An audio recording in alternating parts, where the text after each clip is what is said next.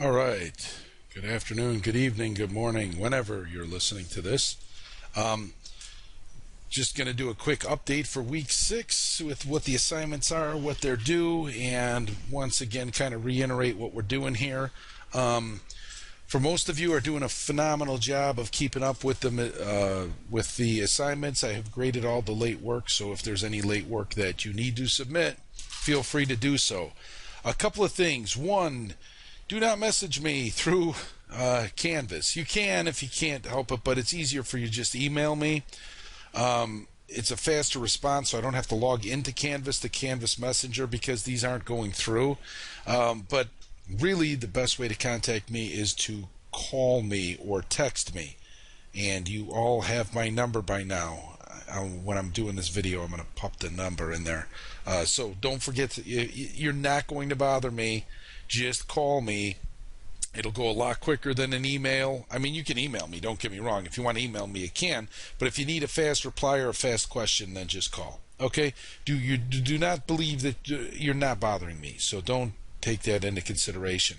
Okay, so this is what we have coming up left in the term. It is coming to an end. This week, what we're finishing up here is the week 5 discussion board and week 5. Ooh, what happened here? I think I screwed something up. So what I'm going to do, because I'm looking at the due dates, and week 4 was the 29th, week 5 is the 5th, which is today. I am going to change that right now for all of you. Oh, I probably shouldn't do this on the screen. Let me blur this out. I'm going to change that to do until the 12th. So you have this week, okay? So that'll give you a little bit more time, and we'll talk about the product and the life cycle. So I'm delaying that a little bit. So it's due on the 12th along with week 6's. Somehow I get you a week ahead of these final papers. Next week will be your final submission, which can't be on the 14th. We're going to have to bump that up as well. So hold on. Let me finish this one where we're putting together everything with your marketing plan, the final marketing plan of what we're doing. So that won't be on the 14th. We'll have that one due on the 19th. Okay, so that should finish off the course. But you'll have until the 19th to submit that. So it'll give you a little bit extra time. Again, I apologize. I didn't see that here. So some of you who are working on final paper 4, if you're not completed until today, don't worry about it. As I said, I don't deduct for late work, so I'm not too concerned about that. But I don't want you to fall behind because there are some students that are behind on that marketing plan, and this is a big portion of your grade. So if you complete those assignments, you'll eventually get to your final portion of it. This week, we have week 6 discussion board. We're going to talk about the 4 I's of services. What's the difference between search experience and credence properties? Now, for all of you who, let's do this, google.com. Watch how easy this is to do your assignment. So you don't need a textbook. Look at this. Watch this. 4 B's of service marketing.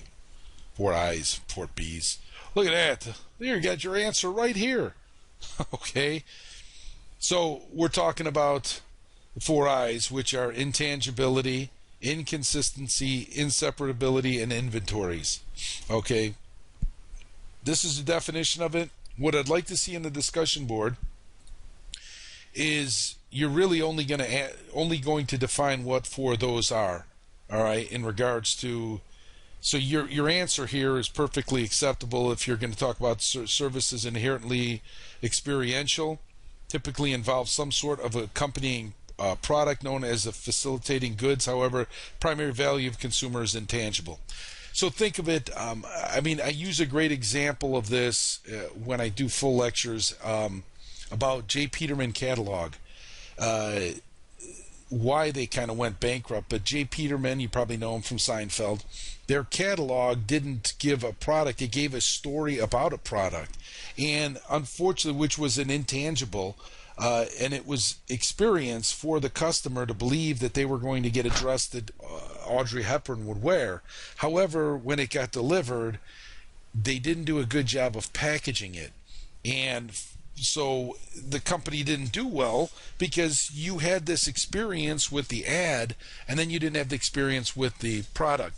So think of intangibilities like when you get an iPhone. For those of you who have iPhones or Androids, you have these really expensive, fancy boxes. That is part of this, which accompanies the product, but it's part of the experience of getting the product, of what it's coming with. You go out to dinner is a perfect example in a fancy restaurant. There's an old saying that you don't sell the steak, you sell the sizzle with steak places, right? Obviously, I'm from Chicago, so we know a lot about steaks because we're all overweight here. All right. Inconsistency. That's a big. Why does McDonald's succeed? Because they're consistent. They might have bad food and it might be poisoning you, but they're consistent. If you go places and you have inconsistency in services, you're going to run into problems with it, right? Inseparability, which is intangible service, inherently inseparable from the service delivery vehicle. So it involves a touch point for the customer. It's necessary to be linked to the service itself.